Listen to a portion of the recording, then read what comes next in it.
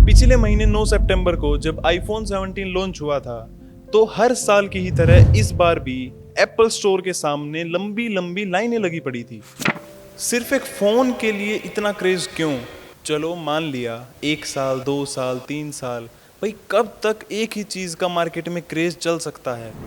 आज हम इसी सवाल का जवाब ढूंढेंगे facts, human psychology and society के नज़रिए से। 2007 में जब स्टीव जॉब्स ने पहला आईफोन लॉन्च किया था, तो उस टाइम ये कोई इजीली एक्सेसिबल मार्केट नहीं थी। उस टाइम ब्लैकबेरी और नोकिया के फ़ोन्स मार्केट में लीड कर रहे थे। ब्लैकबेरी का phone business and security purposes के लिए and Nokia battery life and durability के लिए।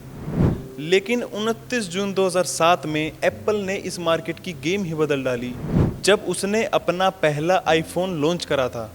उस दिन पहली बार दुनिया ने एक मल्टी टच स्क्रीन वाला ऐसा फ़ोन देखा था जो कि आईपॉड फ़ोन और इंटरनेट कम्युनिकेटर का काम एक ही साथ कर सकता था।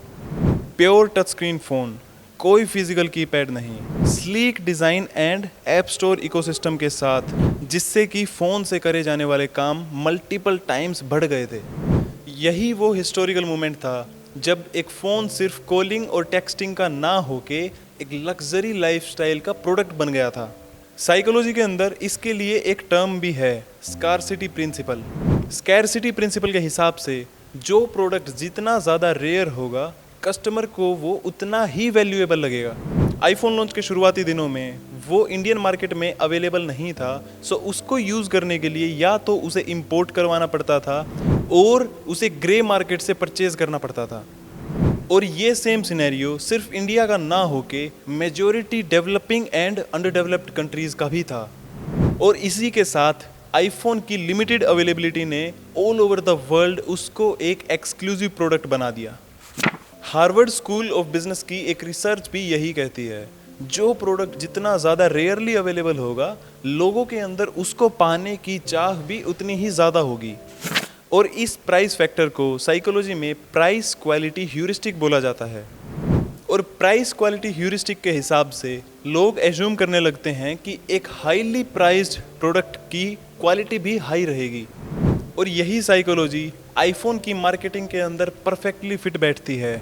कस्टमर्स का मानना है कि कोई फ़ोन अगर 80,000 से 1.5 लाख के प्राइस के बीच रहेगा, तो ऑब्वियसली उसमें कुछ ना कुछ तो स्पेशल रहेगा ही। और इसी वजह से आपने अक्सर आईफोन यूज़र्स को कहते हुए सुना होगा कि बेशक एंड्रॉयड ज़्यादा यूज़र फ्रेंडली और ज़्यादा एक्सेसिबल है, लेकिन आईफोन तो आईफोन ही है। अब जो ये वर्ल्ड फेमस डायलॉग है कि आईफोन तो आईफोन ही है, इसको थोड़ा सा इलेबोरेट करते हैं। ऑलमोस्ट हर एक केस में लग्जरी ब्रांडिंग सिर्फ प्रोडक्ट नहीं बेचती, वो एक ड्रीम, एक स्टेटस बेचती है। जैसे कि फरारी, रोलेक्स, लुई विटॉन्स, ये सब लग्जरी ब्रांडिंग पर ही काम करते हैं। और आईफोन की शुरुआती एडवर्टाइजमेंट्स में भी यही मेंशन किया जाता था कि it's not just a phone, this is a lifestyle. 2019 में जर्नल ऑफ बिजनेस रिसर्च की एक स्टडी पब्लिश हुई थी, और उस स्टडी में मेंशन किया गया था कि लग्जरी प्रोडक्ट्स खरीदने वाले लोग सिर्फ एक प्रोडक्ट नहीं खरीदते, वो अपने लिए एक सोशल आइडेंटिटी भी खरीदते हैं।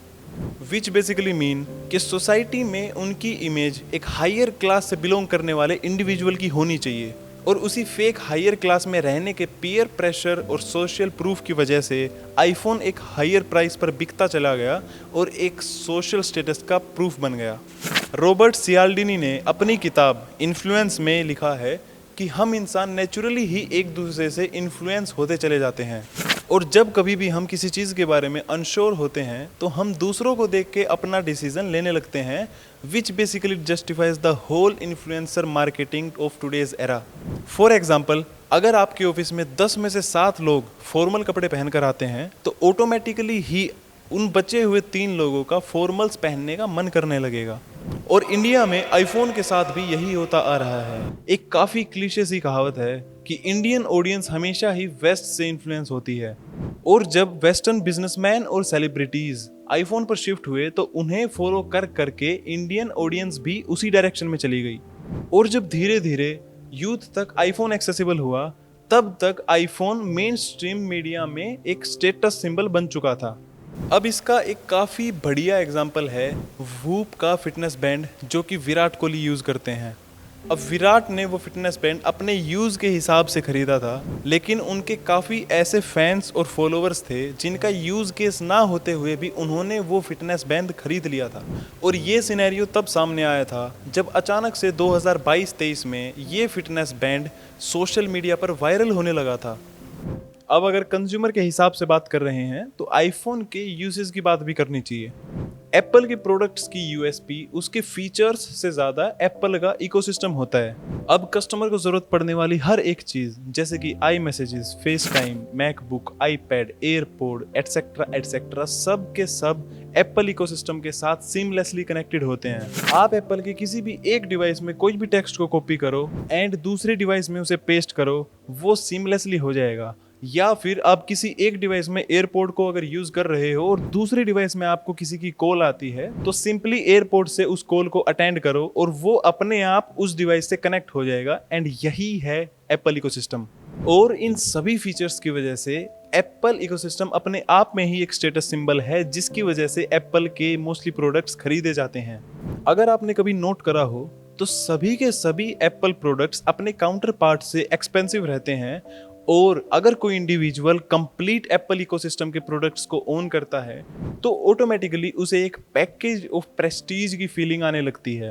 और अगर आसान भाषा में बताऊं तो ये सोसाइटी का एक ऐसा सिनेरियो बन जाता है जहां उस पर्टिकुलर इंडिविजुअल को as a high value person देखा जाने लगता है। रिसर्च गेट की एक स्टडी में भी मेंशन करा गया है कि अगर कोई इंडिविजुअल कोई लग्जरी प्रोडक्ट खरीदता है तो उससे उसकी सेल्फ आइडेंटिटी भी धीरे धीरे जुड़ने लगती है। वैसे तो एक फ़ोन काफ़ी छोटा सा डिवाइस है, लेकिन इसके यूज़ के हिसाब से इसका इम्पैक्ट एक ह्यूमन लाइफ पर काफ़ी ज़्यादा होता है। और इसी वजह से कोई भी आईफोन के जैसा एक्सपेंसिव एंड एक्सक्लूसिव प्रोडक्ट खरीदने के बाद इंडिविजुअल्स अपने आप को उससे पर्सनली कनेक्ट करने लगते हैं। अभी रिसेंट के कुछ सालों में आपने आईफोन के साथ इंडिविजुअल्स की अनगिनत फोटोज देख ली होंगी एंड ये चीज उसी पर्सनल टच की वजह से सामने आने लगती है। अब फर्क ही नहीं पड़ता कि आपने वो डिवाइस ईएमआई पर लिया है या फिर फाइनेंस करवाया है, वो हाई क्लास से बिलोंग करने वाली फीलिंग हर एक दूसरी फीलिंग को ओवरकम कर लेती है। टाइम्स ऑफ इंडिया के 3 दिसंबर 2022 के एक पब्लिश्ड आर्टिकल के अकॉर्डिंग 60 से 70% आईफोन्स ईएमआई पर लिए गए हैं।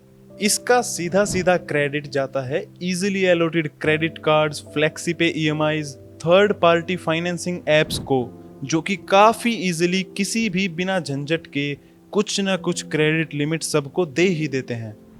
अब अगर किसी भी यूज़र को इतनी इजीली फाइनेंसिंग अवेलेबिलिटी हो जाती है तो उनकी स्पेंड करने की कैपेबिलिटी ऑटोमेटिकली बढ़ जाती है, जिसको वो ईएमआईज की वजह से नोटिस भी नहीं कर पाते and bar bar over spend करने लगते हैं।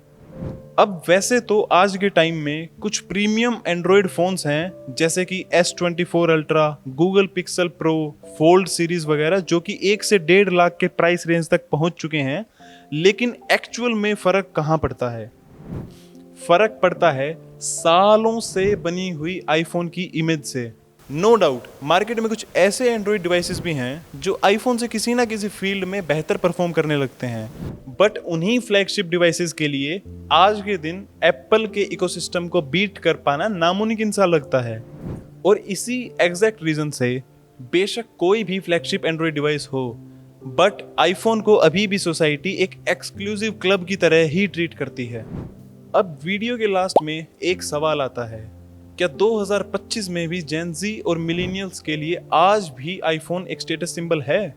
डेलोइट की 2024 की एक सर्वे से पता चलता है कि 52% जेन ज़ी बायर्स आईफोन को सिर्फ उसके इकोसिस्टम और यूजेबिलिटी की वजह से परचेज करते हैं, लेकिन 40% ने यह भी एडमिट करा था कि उन्होंने आईफोन को सिर्फ सोशल स्टेटस के लिए ही खरीदा था। अब इस रिपोर्ट से साफ साफ पता चलता है कि ऑल्दो जनरेशन तो प्रैक्टिकल हो रही है, बट स्टिल सोशल प्रेशर की वजह से आईफोन का स्टेटस वहीं पर बना हुआ है।